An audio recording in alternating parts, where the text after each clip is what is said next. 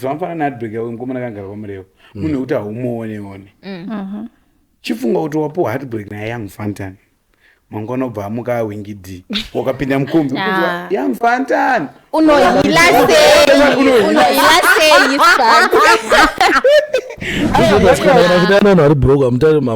But why should you say stare munhu ari broke? A broke guy must always stay in your inbox. Yeah, she's Right now, patiri panapa andikwanisa kutomutaura asare munhu wangu. But all I can say is ariko. asi ari kuzvinzwa Asi yatori kwakutoziva kuti ndiriko zveshu. Asi utone munhu baba. Handitone munhu. Unonyara kutaura nezvake. ini ndishitorimo zvangu Ashtori matomboda mapainkiller. Anotombotinda tikumuda kumai west heartbreak tichopedza show ino. Arudiwa anga Anofanirwa kunyatsochema anyatsotura zvese because haana munhu atamonyatsoudza unotomboti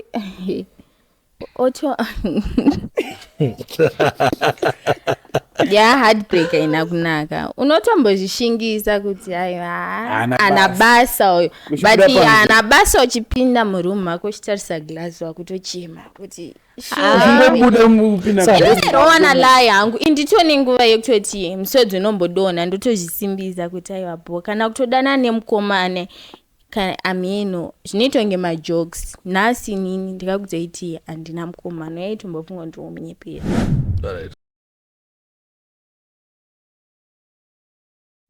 Wagwan, my name is DJ Sparks.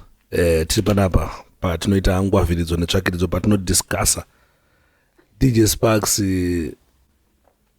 the sim reality eye asitairikaindariswa kuritaura but like always ndina co-host wangu Shandi ndinaye mazuva ese pauncensored ndinaye Shandi ndiye munhu akandisendera zimessage rakareba so sikazi Shandi anakati kunyaranyara Shandi anakati kula down haana pressure.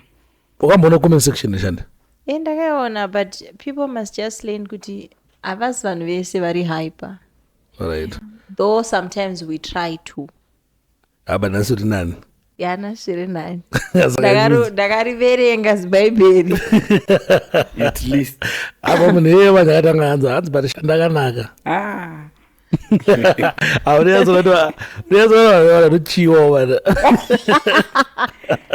Pachiriwa. Saka nasi ndina maguest angu ndina Young Fantan. Eyo. Young Fantan mazuva akabebe kanyowani muraundi. Natal ndakona kuti muri kuita mese ene mukuita zviripo pafacebook mazuva ano. Right. Saka muripo zvenguva yakareba sei? Tiripo ngumonga Havasati vane expiring date. Saka ukamenya wakamira sechimboti tsanangururai ndee wasisina budi like wangu naShandi kana kuti tiri maactors. Muri maactors hapana ka relationship hatizonzwi ukati ukamenya wafana washugete nabutterfly naShandi zvepanapa tiri zvekuserisana inazvo tiri maactors. Sure. Ini naShandi hanzvadzi yako yendi naofficer Dlamini Hanzi naShandi nanati ukama wenyu ndo asisina buda ndizvo hanzvadzi yako iyo kana wangu musazoite muya muchiubvunza ukabudisa zvitupe ndikuita musazoite shugete nabutterfly vakaunza mwana kubva basi ndakutangirai. Alright, nasi tematopics ada kuti mbodiscussa but obviously satapinda mumatopics aadika atinawo nhasi da kuti mombotodzoka short background wanombozive nati then ndifanda ndakambotaura naye but still paikonanga paine wangu boys ndikuyamba ndichienda internationally every day saka paikonanga paine mangu machina asati akuyadzokusiya fanda like a short background myself yoyo pana pane mafambo handine chekutaura hangu mandikubvunza mubvunze unonzani? ndonzi Natle yani Efnis Michirwei. Unogara kupi?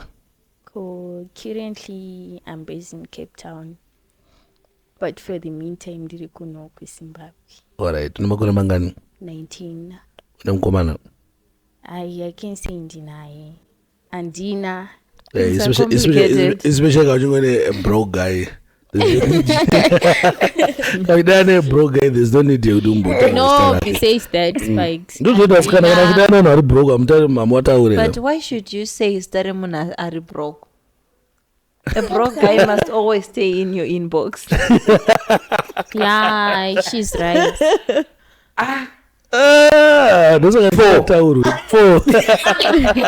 Fana ndosoka masitena sikabude kuzevi. Bonzi we are broke over. Because ndakana sent. Azvinhu zvinowanika tisitega. Nyangono wako nyangono. Asa wakumana mabroke guy ane rudo zvawo. Akarambiki aniwa. Ruda rutenge wig Fantana. Yeah. Kana mane uzizao. Ngoma ngparu tupisira. Tupisira ne tofana tsvaga mari mfana wangu. Zvekudaro. Tofana tsvaga mari because haadasha mari ma1. Alright. Nyanya ndinetsa inini ndeyekuti saka love inozonzi love yako yatsoshanda rwarudo chinenge chamboitika. I think fana tofana kutanga monzwa kuzvimoko kuti paunozoti ano takuta murudo manje nemunhu wangu. Dane munhu wangu manje. Bozi wangu umeona tachikodyirwa musaga my brother. Ikamusema munzoresha zvinonzi handine munhu ananchidanana naye hangu asi iwo wakazoita serious ndogona kuzomusiya. Mastatement yo andu atoriwanzosangana nawo mumainbox. Exactly. Saka kuzi ari munhu anozosiyiwa zvaita sei. Kuti uzoti wewe wane mukomana nawo takukwanisa kuitaura kuti tari single. Kuti azokwanisa kuya panapa mukoma Sparks adzoka achitaura kuti mukoma Sparks ndane mukomana izvezvi unenge wawana akaita sei. Chichi mrema pa level ipi? Hayi zvezvi zvemukomana zviri kundityisa zvangu. No. Zvemukomana tisi kuramba zvikukutyisa asi pauchazoinga wakuita pacho uda mukomana nokusvitsa papi kuti ukwanise kumudisplaya. No, besides kushiswa kana zvese zvakutaura izvi kai. Hey. Ngonyora murudo pari kundibvisira. Wala ndikati monzo shandi kuti uzoti wewe mwa I think this is a relationship now because I know kuti pangwacho ngobvumirana kuti ta kudanana but mune musati makudatso danana zvinoreva mune mapa level ipi chini chaitika mu relationship kuti muzoti I think now we are cool. Okay, I can tell my point of view. Simskana rudo rurega to ruda. Like can tell ini nangu personally ndakazvimirira ameno nati. Because atidi munhu anda kuconnecta vanhu. Toda munhu anomira ega. Okay, ina ndakazvimirira pandozoti rudo rwanatsoita. Like zvakunatsotauriko kana even ndiri panapa. Because right now patiri panapa ndikwanisa kutombotaura sare munhu wangu. But all I can say is ariko. Asi ari kuzvinzwa. Asi yatori kwakutoziva kuti ndiriko zveshu. Asi wait, utone munhu baba. Anditone munhu. Unonyara kutaura nezvake. No, it's not like ndonyara naye kana ndonyara kutaura nezvake. But it's not the right time. Wait, it's not like unonyara naye but zvonyadzisa. Yeah, he's not a broke guy. But what I can say is andidi zvekuzoti nhasi ndati ndina Young Fantana. Next time pandiri kudzoka panapa toti ndina Miki. Kana ndichangoti Young Fantana. Right. Ndo patiri kuti zvone ndepapi kuti uzosvika pakuti Young Fantana relationship inenge papi. Okay, one unenge wandirakidza rudo. Kana nditi rudo ndikureva rudo chero kwete rwenyu rwechigevha rwekuti foni inombodzimwa Friday yodzoka Monday waenda kwagogo. Sometimes kana achitoimba saYoung Fantana ndanoenda kushow kwaona kunoendwa Friday makusenika kodzoka Monday manero. Ayo show akubatwe mafoni. You see? Papati fani pa show mukoma. Wati shandipo watangota ndafunga kuti chi. Ndafunga kuti zvoni kana uchimboita zvako zvekushandipa mari. Ipapo hanga ndichasvika hangu kutopike mari. Ndikusvika. Musikana wese mari anoida. Usafa wakanyeberwa nzi inini ndokuda sezvauri. Young Fantana takatombosimuka nevamwe vanhu vanga vasina chinhu vakaita mari vakatisiya tikazongosiyiwa saka zviri nani kuti wafadza nati hawamufadza anoita kushaya zoti udini heartbreak ai guys nataripa heartbreak ngoma tikasvika ane pake patakamirira tauraza unonzoda bapadairira panzwa pakazosumuka vamwe young fantani ndakatombosvika panguva yekuti ndaicrossa target paweekend ndakatukwa murewo kunoona mufeso wako ndaitoenda zvekurevesa iyo upenyu hwangu hwese ndasana muda nemukomana romushe asi ipapo wakashinga ndakashinga ndashinga kudaroka akangonorora mukadzi wekumusha hey 4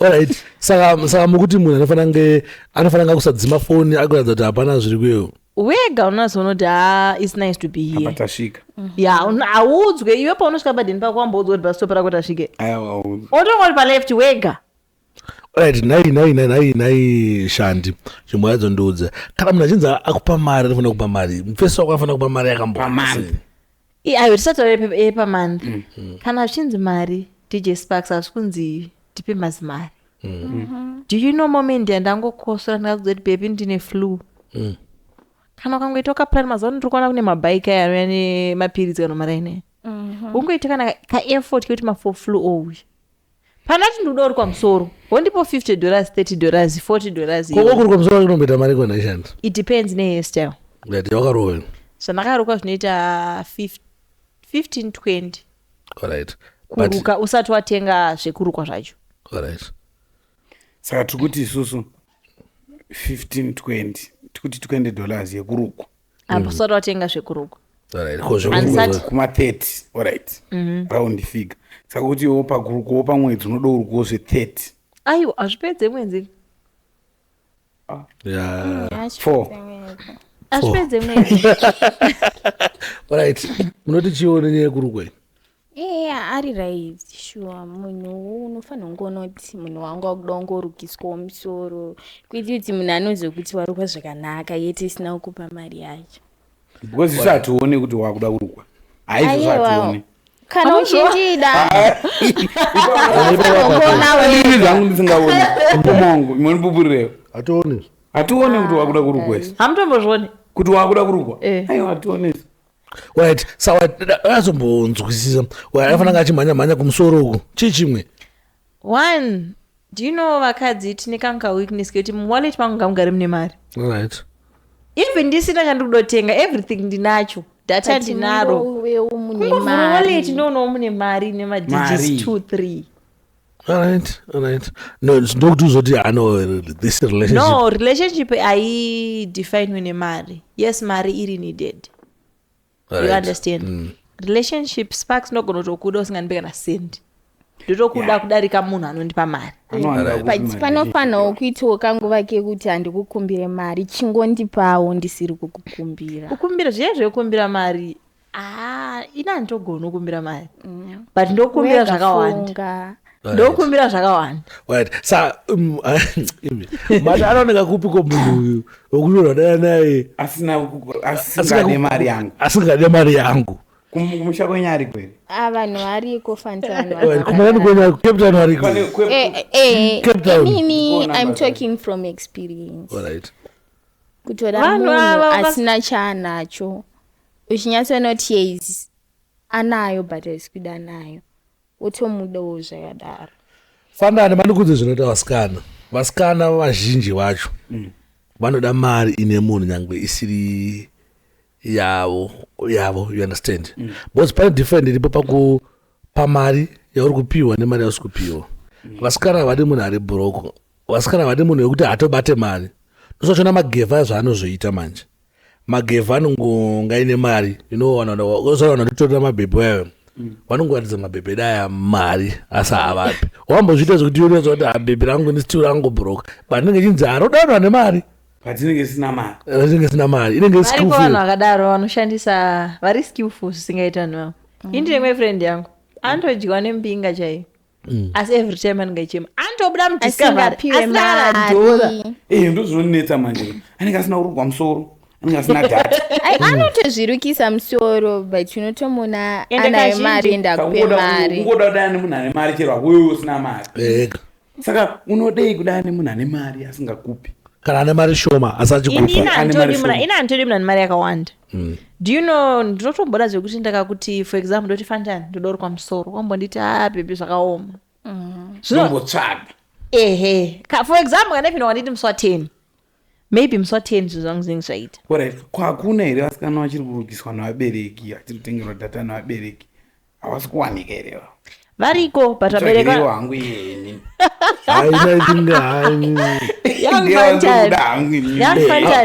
antaura dai wati undowari baby data mamuzi angu anondiitira but mama wangu anozondifonera nevideo ko here mama wangu anondifonera nevideo ko here munhu anotofona nevideo Do you know saka video call andika inofana ngeito zvati airtime enda kupi zvafana nini shando uri mufeso wangu andika tona ngokufona nevideo call sanongotoda data iwo nyango kandifona nevideo koka audarike 30 minutes iwe kana 5 minutes ndogonzera kudarika tichitaura which is normal kwete kuti munhu 1 hour tiri pavideo kuti madhata acho atikutenga waya mavideo ko acho haasi kulasta unongondi unyingofona nevideo abebore amira ndashedzwa namomzi yobva yakatwa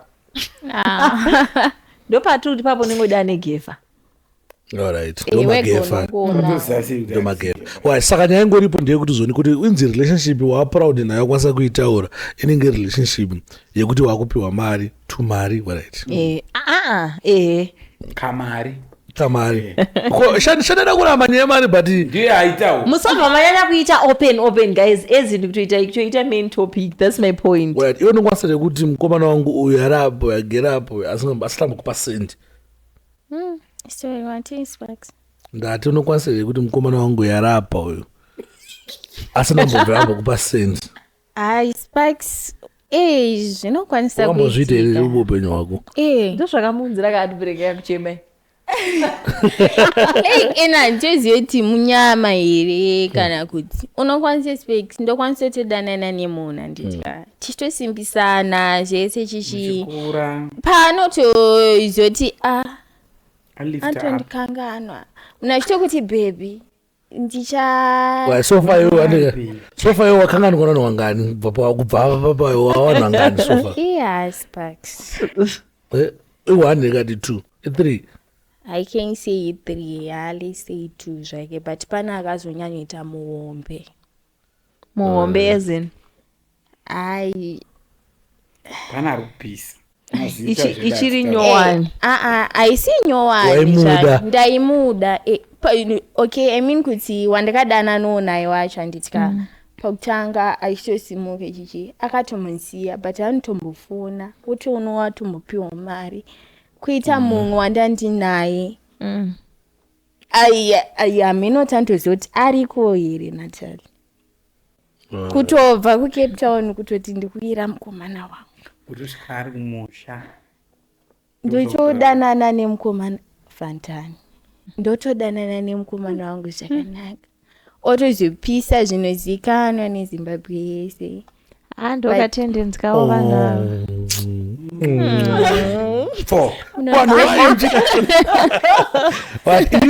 inini ngatimbotisana newe engoing nyaya ndeyekuti zvinhu zvaari kuita kati nyaya yekuti iwewe unenge uchimuda bozoona zvinoitika ndogona ngodanana nashando uyu andika nhasi nenyaya yekuti ndomuda inini ndotanga topaparika kutomuposta kutomuita seisei kutomuti I love maichi andikuona pozoti pamwe ini ndadana nashando baa ndinyatsomude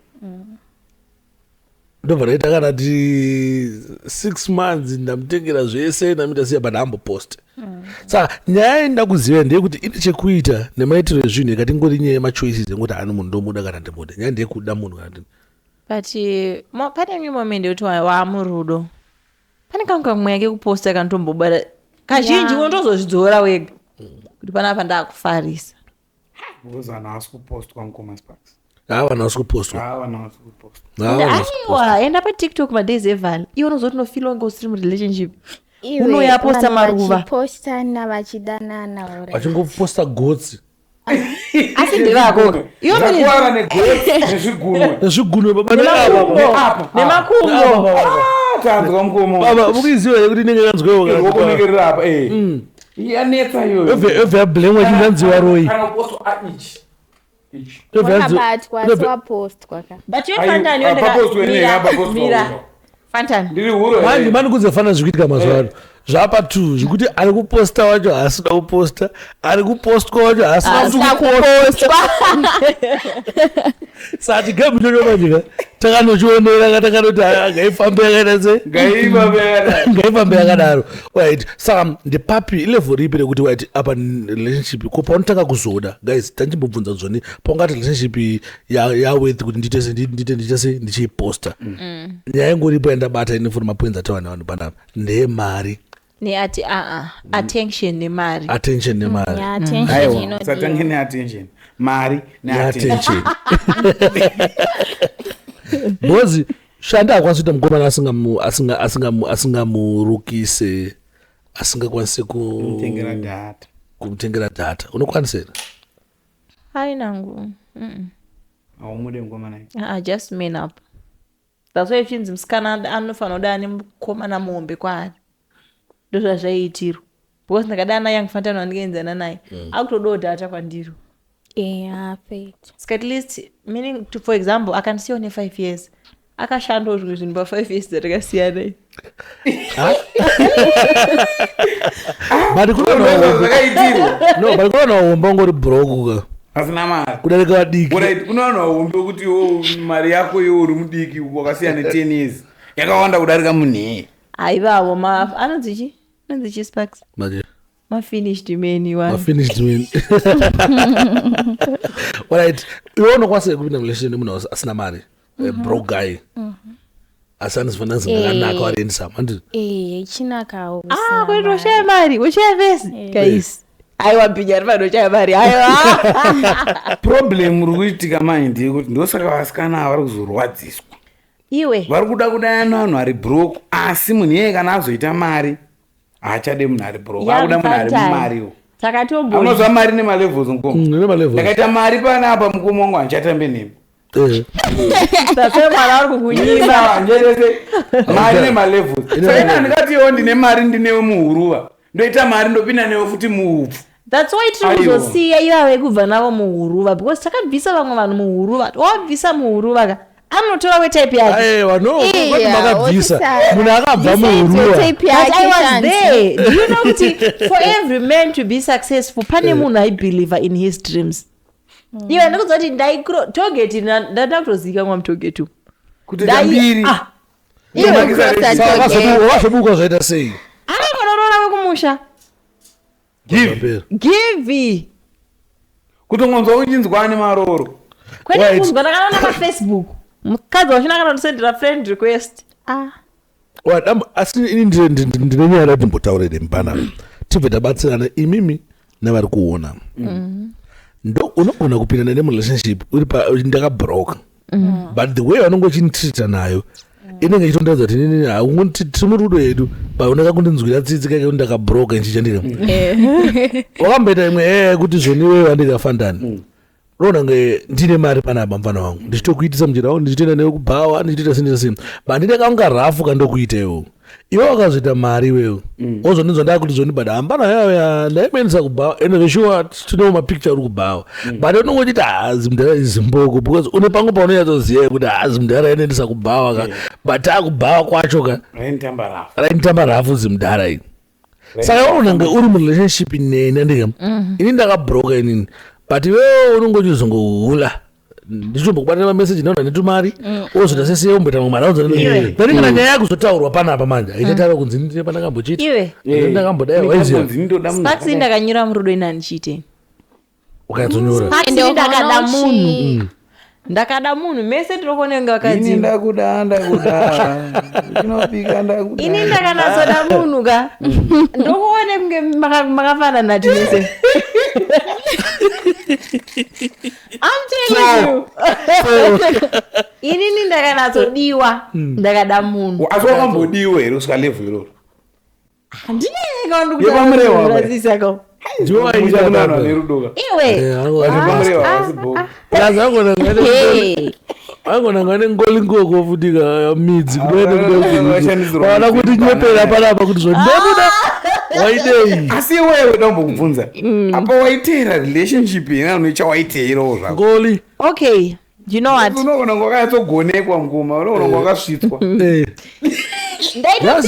ndaitoteera relationship like this person aindipa attention munhu bva azoita zvabudirira kuna vanhu vanogona kunzoko hakuna vakanatrain wakatrain zvinocontributa hazvo zvisina basa kuti zvoni uri location ipi kugona chaiko because une vamwe vanhu mazita aneza zvakutaura kuna mwana vanotobva kumadheudiwa achitoenda kumatapi vachiteera chi wachiti tsikidzi ngadzitiruma zviri nandirumwa hangu asi ndateera ndozonogeza panakatsoziva kuti apa rudo here kana panozotanga kunyatsoda right kuda iyi relationship yekuti waproud naye wakuitaura kupanozotanga kuti hana but musikana uyu ndakumuda nawo because obviously ngataura nechokwadi ndakakuti I love you Nathan ukanditi I love you to Sparks chane ndakuita inini tangopanana mukana wekuti se wekuti pinde murelationship but doesn't mean kuti ndakutokuda doesn't mean kuti wakundida saka ndepapi pa level yekuti zosvika pakuti ano ndakuvada zvechekuita netime here zvechekuita nemashandisirwe ninge zvechekuita nei nemudziyo here like isusu kuakadzi tinodzidzira kuda munhu ndokondokubvuma Sparks ndisina kana chandokutombonzwa ndinodzidzira neway yauri kunitrita nayo attention qualitically wakambona usarambona munhu wekuti unotororwa naye unotomuroora usiri kutonakirwa zvaizvongoti maybe one night stand yalida tunumbu matomdeni munhu iyeyo ukazomona after 5 years even vanhu vakati murume wako muhombe iye anenge achiti muhombe ake but munozonyanya kuti unge uombe wacho wanyanya imi utenge une basa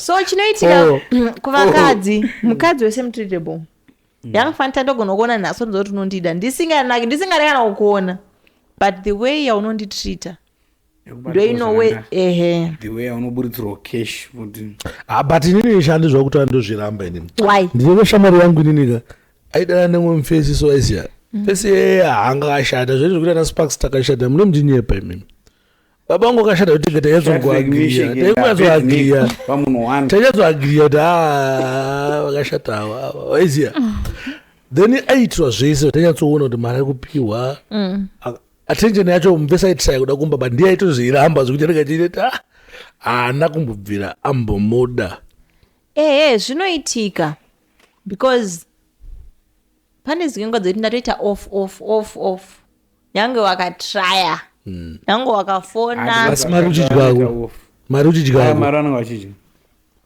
kana sleepover vanogona vachitouya futi aiwa ndogona tokudza kuti tumira mari yetransport otoitumira ndozokudza kuti ndine kamudumbu kandibata because chiso chako chinozondivhundutsa kumuka uri pasaidi pangu futika kana waishata kuitwa zvakaoma mda denga riri kure nesu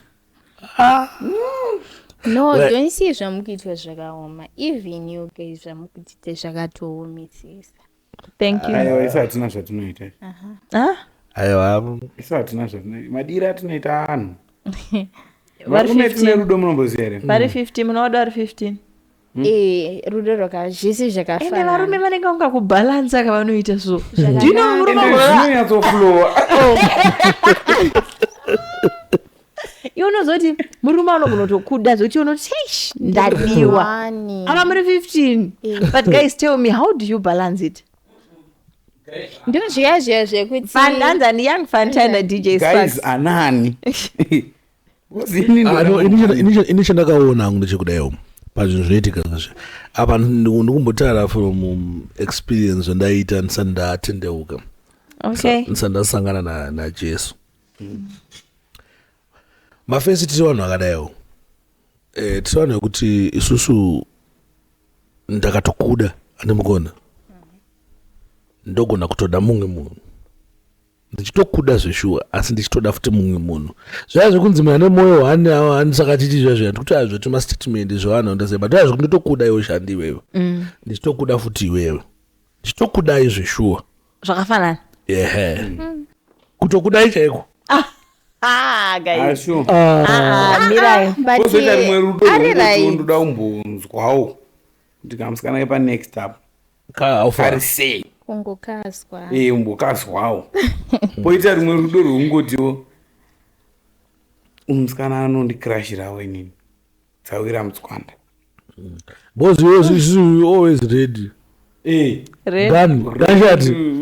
ready to shoot ende vasikana munonoke kuwira unoziva kuti iwewo pauri papapo nounongoitoda mukomana weshamwari yako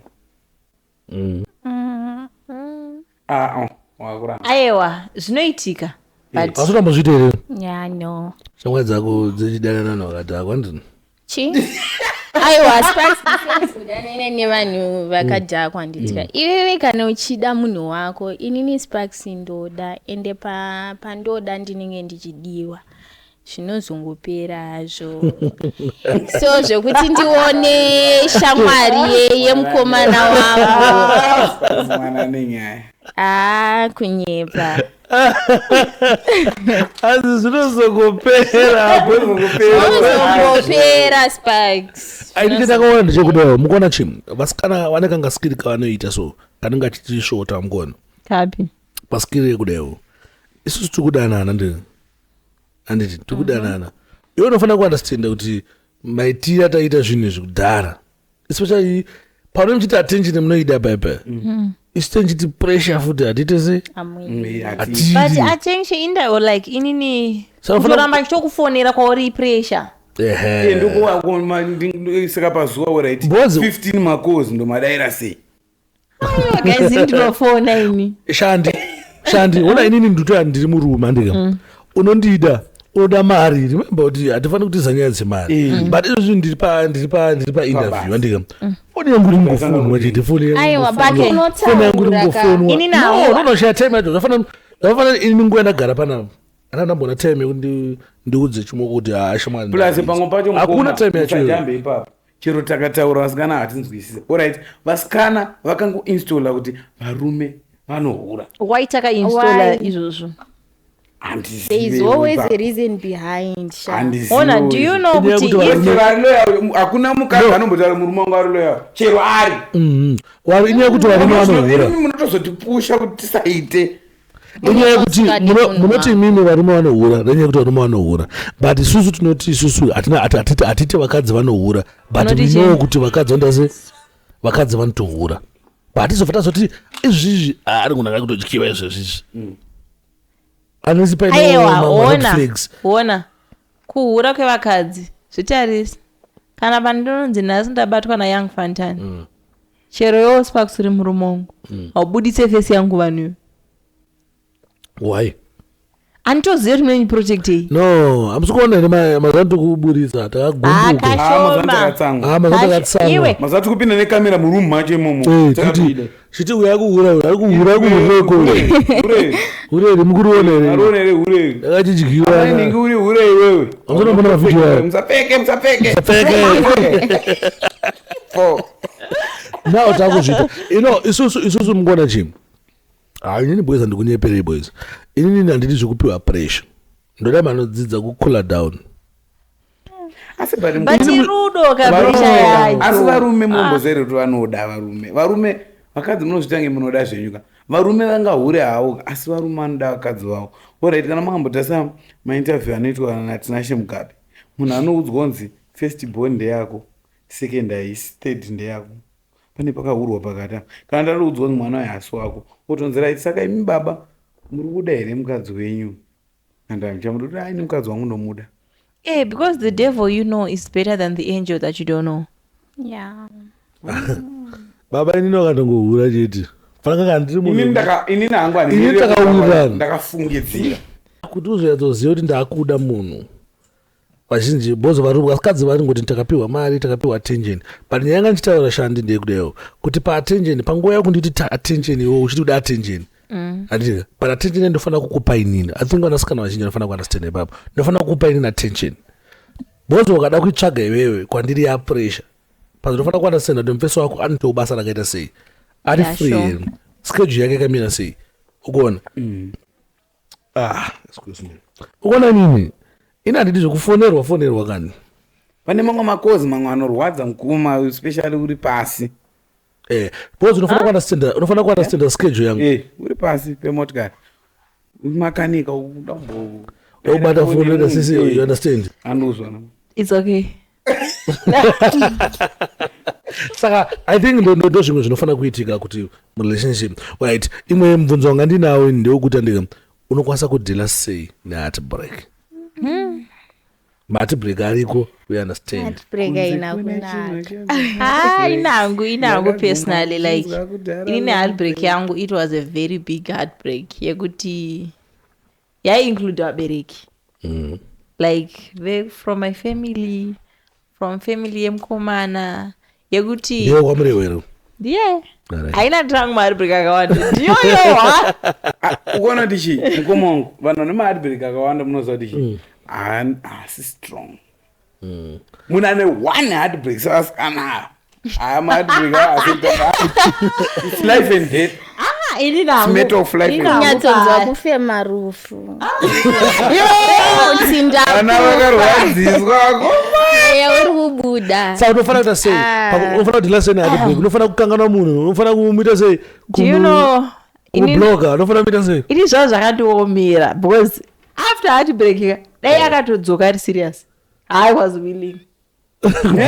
Kudzokera. Sorry baby. Bo. And I'm this kind of a person yekutoka nitadzira nasi. Wakatongoita sorry. Haufoka nyaya haufoka yakataurwa futi.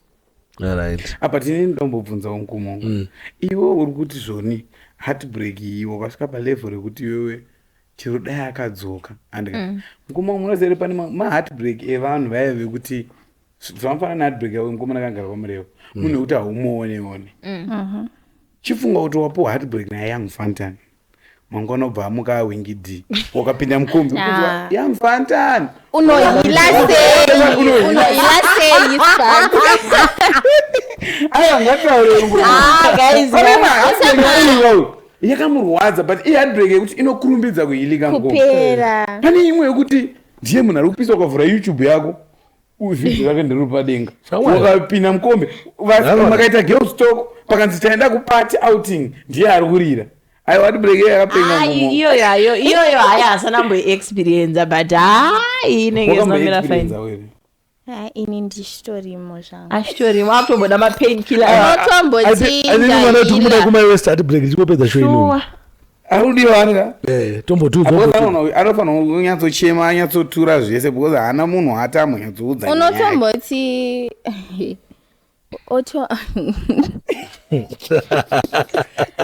heartbreak ina kunaka. Unotombozvishingisa kuti ana basa uyu. But ana basa uchipinda muroom mako uchitarisa glass wakutochema kuti rowana la yangu inditone nguva yekutoti musodzi unombodona ndotozvisimbisa kuti aiwapo kana kutodana nemukomane ameno zvinoitonge majokes nhasi nini ndikakuzoiti handina mukomano yaitombofunga ndoomunyepera. Sparks ndaitoti ndozama kuda munhu handitya totodana akangondibhohwa nandatanga kufunga hangu inzanzo inati atida kutaura nyaya yako tikuda kumai West heartbreak after this show. Now tatiri kumboda ndika ndechekuti zvoni ungaite sei nati asati ahila ende mawadi iwe heartbreak yako ndeyarini? Yangu ndeya 2022 end of 2022. Iwe yako irate yawahila now ndabhohwa autofunge nezvazvo. Now handiyafunga. Saka best way kubloka munhu here kuita sei That doesn't solve anything kubloka munhu kuita sei. Do you know unombloka izvezvi after 5 minutes ndomanbloka noti apo sei ndakutoona unoita kaprivate investigator kana kuti Sparks yori mukomongo unopota uchiti chimotaisiruka kuti ningaposei pastatus mufoni status rakanoti ba apa tisoseri chivati kutipe baji chigai ukazonoti hano apa munhu wamurwadzisa kana marwadzisana don't post anything angaita kashare ustakana chinhu chowamboposta wewe ngoma zvafana nesuka chika kuti wokuwanetsana nemunhu ka unoziva kuti ukanetsana nemunhu akaposta picture so anotanga wedzera kunaka chero unoona imarimwe zuro chimoko chinotanga kuita ngepombi so zvokuti unofona unofona sibaki kuti natali wakamboita hati brekere yekuti kamani unongocho kuti munhu pamwe izvi zviri kudyiwa saka munhu yaya ati nemumwe munhu wapedza wobvomboenda pafacebook pakumona kadai katobva muna kati achanza kuti anenge ambobuda kati umbomuna ari kumazowe unyasofunga kuti alright ari behind camera ndiya inorwadza kusandoipenya nekuti wamana mabhebha ekuti akapinda mota anobva ngotirwa akapicture kaizati munhu mota but hapanasiseme kusazvigunwe so obva ati pwa ari mumota so kati otengana kaicecream so kanzi pwa achibuda dashboard but hakuna mushikashika unobvumidza munhu kurova picture kangoba apapangobuda dashboard yebenz mandikudze base kana pane injinobowa varume dakudza ini ndiri murume handika kana pane injinobowa varume ndechekuti mutanga mukukwesherana kana tovati hamusi kukwesherana maybe mukuwirirana but ungoita ngotora picture uri mumota andikunyepera kuti wewe sikudanana uri bhebhi rangu wotorwa picture uri mumota mota torwa panze tichatozoita una mota torwa panze usazembere mota chero yemunhu yaona yakanaka don't ever because iwe ukatorwa kana ukaisaka seat belt sobveta kavhidho chikuti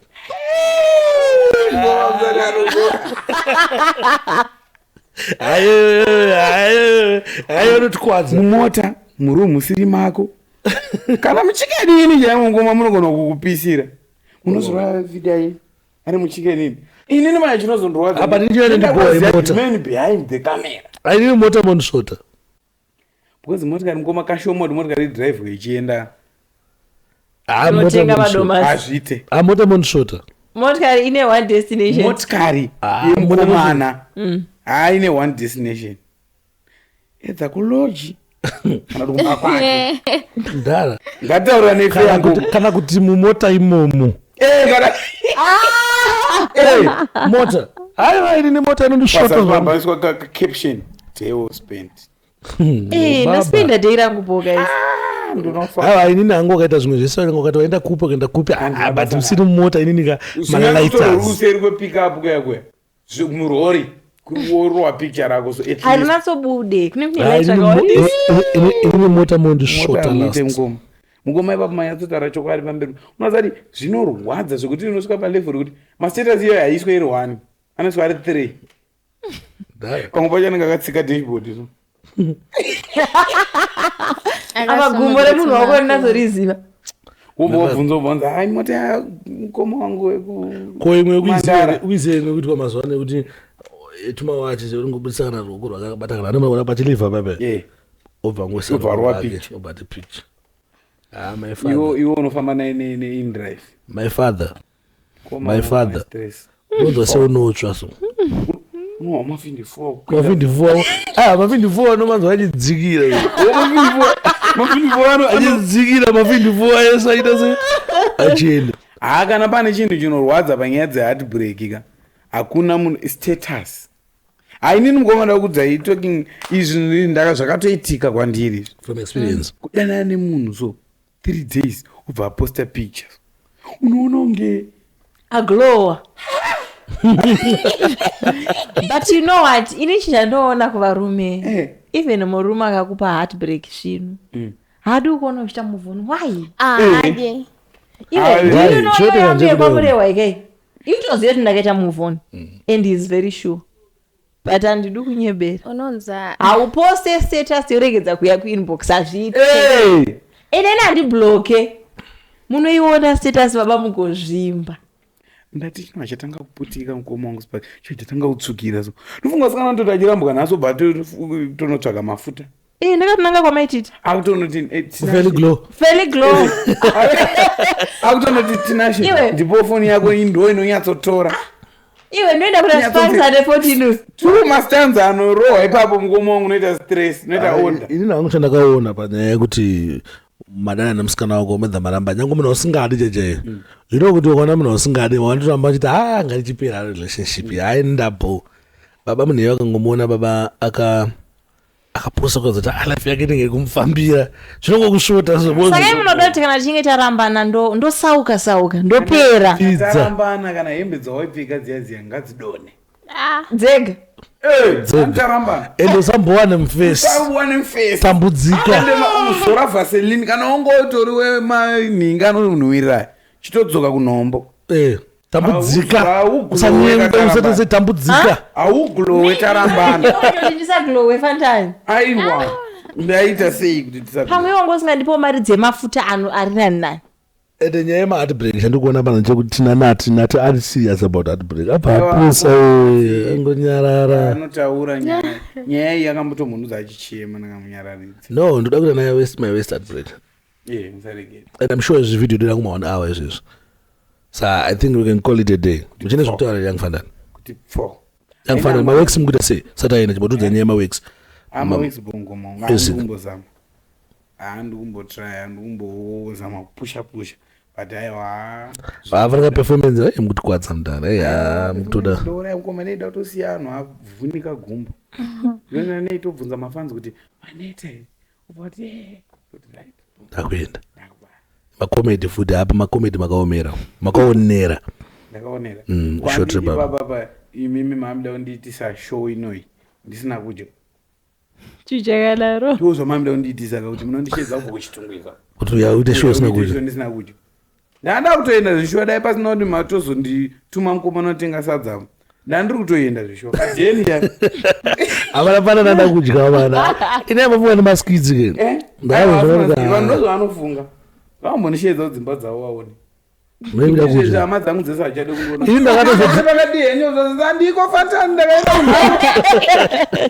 ndakazoona vanhu vakasimba vanhu vakasimba nemabhodhedha kudya kweke akudya vanofunga panga mafanidzo aiwa ndanda kudya vanhu vakasimba usana kudya baba zvakafanira kuti vhinwa nekujimu vanhu vekujimu havambosimbiswe nesimbi vanosimbiswa nekudya baba ukadya mawani kana ngombe ndakabodi unofanira kuita sashandi fanda adyika akandidye sadza but panza pane pari kunhuhwirira kasi pane kitchen padi zvatotanga young fandani young fandani ndofanira mataura neta young fandani I think young fandani unofanira kumboda regular visitor panapa tomboda arrangement yekuti ungochimbopata chimboya panapa chitikurukura nyaya outspoken zvekutodaro because ndotaura ngoma yese andika saka tofanira kungoti kana pawiki tichimbokanda 1 pawiki tichimbokanda 1 right ngatinyatso arrange after this show but guys I think young fandani mamunzwa anotaura ende tikumuda young fandani kuti anga ari panapa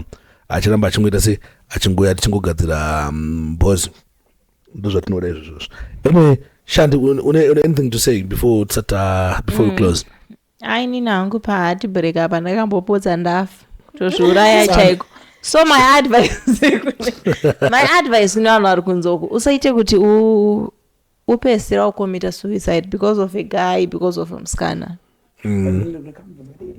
It's okay. Heartbreak inorwadza ndeipi yekuti unoudzwa kunzi ndichakuda neyekuzongowana munhu aroora neyekuzongonyararirwa mabva kuona nanhasi ina hangu yandakaexperience ndaitaurwa nini I love you aitouya munhu atoroora iwe I love you aitouya utonzisika manthendi yakusvika kuda mari yemusoro ichitouya only to find out kuti last month munhu akaroora katinobvisa mari. So my advice guys, usafa wakafunga kuda kuzvipedza upenyu hwako kana kugumisidza upenyu hwako because of a man. Zvinonzazvo everything happens for a reason. Though my reasons achona mamwe tichizomaramba yedu kuti I wasn't supposed to be heartbroken, but yeah. Let's move on. We move. Dimi muno breaka musingainzwe. Inini heartbreak uchitondiudza kuti uchandida mukondo wangu wesadza. Ndichitobva ipapo nitoenda kustudio nichinorekoda hiti. Ingosayitwetatu. Ayini ina ndine experience ati break kuti tinganziyo Isamene kuti tala yamashoke kupesa vanhu vese vanenge vakazvigara kumba padiki vokutarisa kuti uri mpenyu. uyo asi kubva pana pasina kuti akaisa ati kuita murwere mutarisei kuti ari right. pakati mureki handidi kuzvinzwa. Anyway guys, kupinda murudo handidi kutambisa mafeelings angu for kuita suicide. ndakuita move on ini kudanana nemunhu anochiita vakomana ndizvigoni. Anyway guys, thanks for coming. Amana makaipa Natal nakirwa tatandara waita basa wauya ramba muchikoro wamakomedi na Young Fanda nditotonakira ndachitoseka anga ari mumoko nati kula down kamwe mwari wadawo kupa vibes katel Hi. Don't worry about you never know mangwana mangu maybe linongori sidem. Plus don't worry takanorova ni copyright. Anyway, thanks for watching, thanks for supporting and don't forget to subscribe, like and share. Muvira kutsvaga yanzi Young Fanda over my follower, then Natalizim, then Shanti Pro. Wanna follow our guys. With that, we are out.